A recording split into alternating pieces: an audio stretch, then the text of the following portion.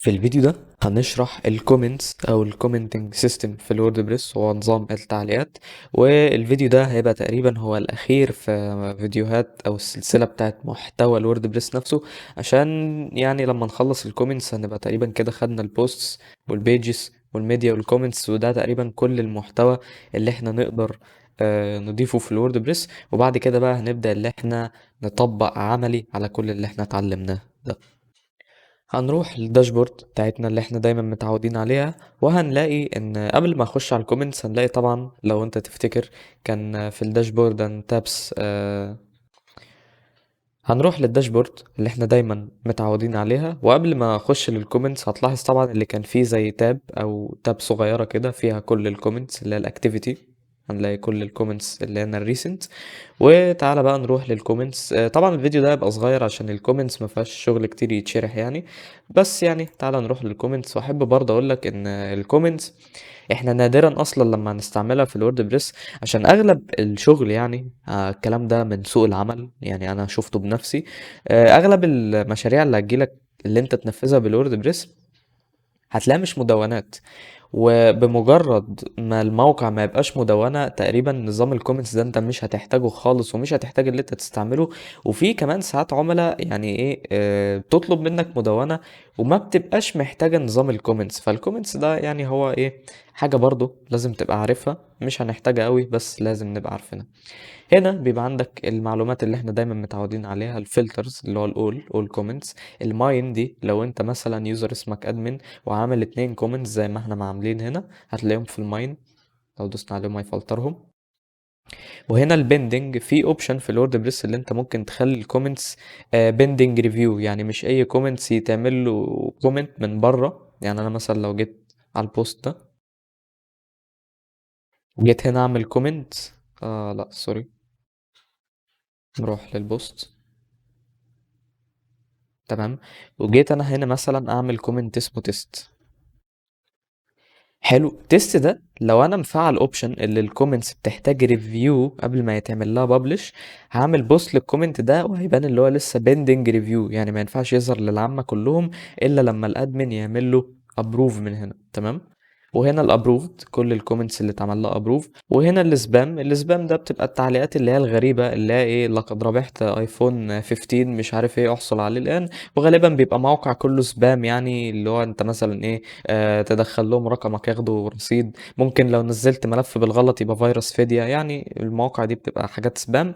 فانت السبام بتعمله سبام هنا عشان يفضل معمول له دايما سبام وما يظهرش للناس. وطبعا في بلجنز بتحارب الموضوع ده، زي بلجن اسمها اكي سميث انتي سبام، دي هنتعامل معاها بعدين.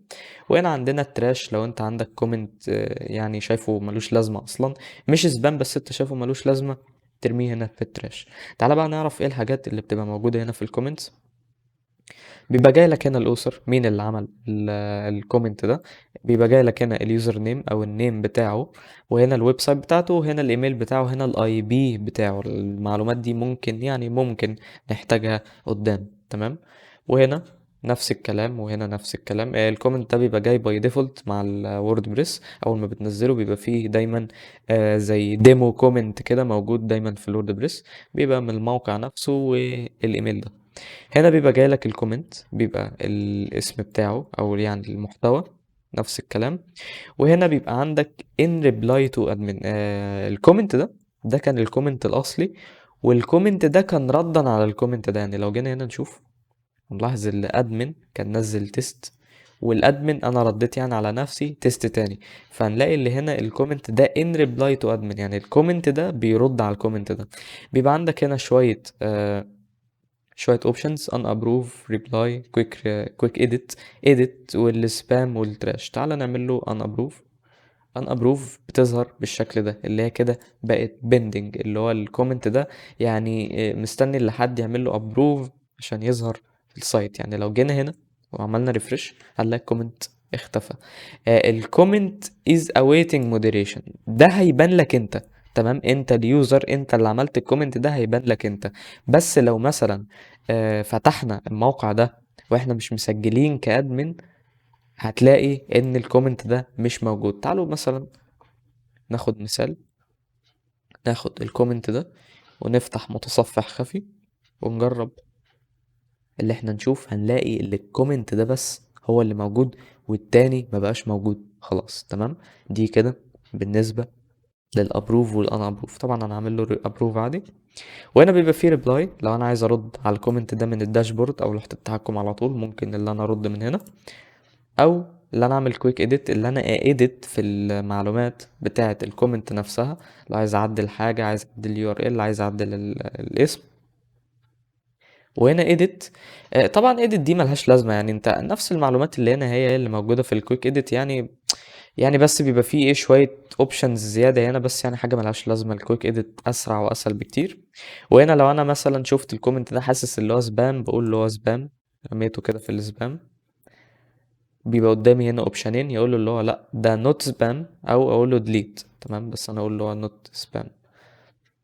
وهنا بيبقى عندك تراش لو انت عايز ترميه خالص. تمام. حلو. دي كده بالنسبه للاوبشنز اللي موجوده هنا. تعال بقى نروح للان ريسبونس تو. ايه الان ريسبونس تو ده؟ الكومنت ده معمول على اني بوست. بيبقى عندك هنا البوست، وهنا بيقول لك فيو.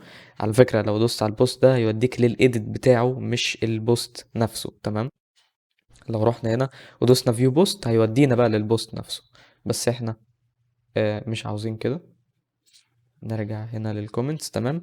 وهنا بقى ايه الكاونتر ده او ايه العداد ده؟ بيقول لك البوست ده اللي هو تيست بوست فيه كام كومنت. يعني احنا هنا في 2 كومنتس، فهو على نفس البوست، فبيقول لك البوست ده فيه 2 كومنتس. وهنا بيقول لك submitted on، يعني الكومنت ده اتعمل له سبميت امتى او اترسل امتى. تمام.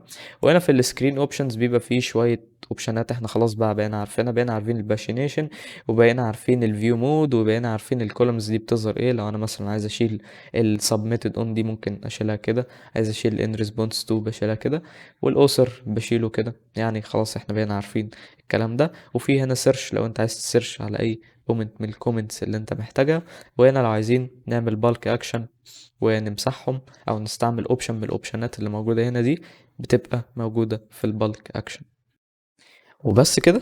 يبقى كده خلص الفيديو بتاع الكومنتس، وكده عرفنا كل اللي احنا محتاجين نعرفه عن الكومنتنج سيستم في الووردبريس. واحب اقول لك اجهز عشان الحلقات الجاية هتبقى تطبيق عملي لكل اللي احنا خدناه في الووردبريس لحد دلوقتي، وهنحاول اللي احنا نبني مدونة بسيطة بكل اللي احنا اتعلمناه لحد دلوقتي.